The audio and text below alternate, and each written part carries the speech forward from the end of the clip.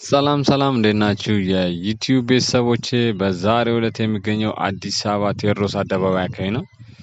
እዚህ ቴዎድሮስ አደባባይ የተገኘሁበት ዋነኛ ምክንያት ስለ ሴባስቶፖል ለምን ሴባስቶፖል መድፍ እዚህ ሊቀመጥ ቻለና ማን ነው ይህን ያሰራው የሚለውን ታሪካዊ ዳራውን የምነግራችሁ ይሆናል። አብራችሁን ቆዩ። አጼ ቴዎድሮስ ዘመናዊ ኢትዮጵያ ለመገንባት ደፋ ቀና ሲሉ እንደነበሩ ይታወቃል። ኢትዮጵያንም ዩናይት ለማድረግ ብዙ የጣሩ ናቸው።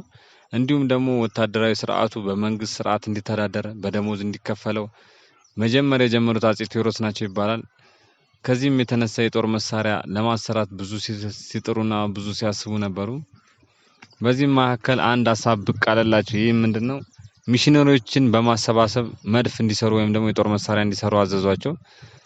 በዚህ ምክንያቱም ሚሽነሪዎቹ መስራት እንደማይችሉ ቢነግሯቸውም እሳቸው በማስገደድ እንዲሁም ደግሞ ሀገራችን ላይ ያሉ ታዋቂ የሆኑ ብረት ቀጥቃጮችን በማሰባሰብ አንድ ላይ በመመካከር እንዲሰሩ በማስገደድ ይህን ሴባስቶፖል መድፍ ሊያሰሯቸው ችለዋል ማለት ነው። ሴባስቶፖል መድፍ ሲሰራም በጣም ከባድ ነበረ።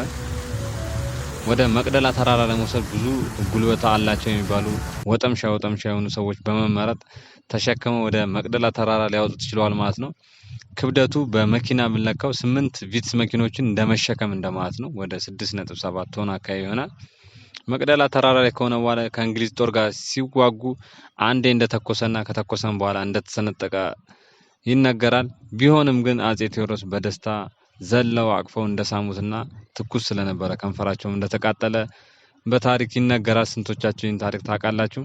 ቢሆንም ግን ዛሬ የሚገኘው ቴዎድሮስ አደባባይ ላይ ነው። ስለዚህ ቴዎድሮስ አደባባይ ላይ ያለው ይሄ የሴባስቶፖል መድፍ ተመሳስሎ የተሰራ ቢሆንም ዋናውን ቁጭ የሚመስል ነው። የተሰራውም ከነሐስ ነው እና ይሄ ለአጼ ቴዎድሮስ ማስታወሻነት ተብሎ እዚህ ቦታ ላይ ሊቀመጥ ይችላል ማለት ነው። የተቀመጠበት ጊዜ ግን መቼ እንደሆነ አይታወቅም። በታሪክ ተመዝግቦ አልተገኘም። ግን ረጅም ጊዜ እንዳስቆጠረና በተለያዩ መንግስታት ላይ በተለያዩ መንግስታቶች ይህ ሴባስቶፖል አደባባይ ሲታደስ እንደነበረና በወቅቱም አሁን ባለንበት ወቅት ታድሶ የተለያዩ ፋውንቴን ተጨምሮለት ውብ ተደርጎ ተሰርቷል እንደምትመለከቱት።